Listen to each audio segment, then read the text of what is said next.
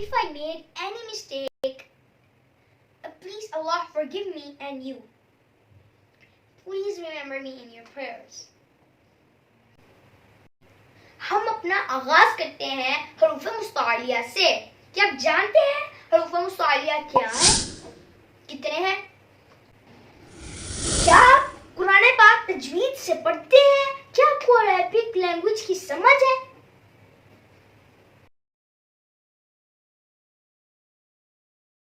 آئیں میرے ساتھ قرآن پڑھنا سیکھیں. آئیے آج میں آپ کو ایک نیو چین کا آغاز کرواتا ہوں. کیا آپ جانتے ہیں حروف مستعلیہ کیا ہوتے ہیں اور وہ کیسے پڑھا جاتا ہے؟ حروف تہجی میں حروف مستعلیہ کی تعداد 7 ہے.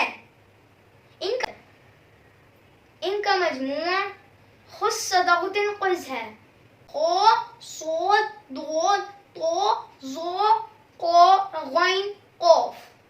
آپ کو اسکرین پر حروف مستعلیہ لکھے نظر آ رہے ہوں گے. Let's recite with me.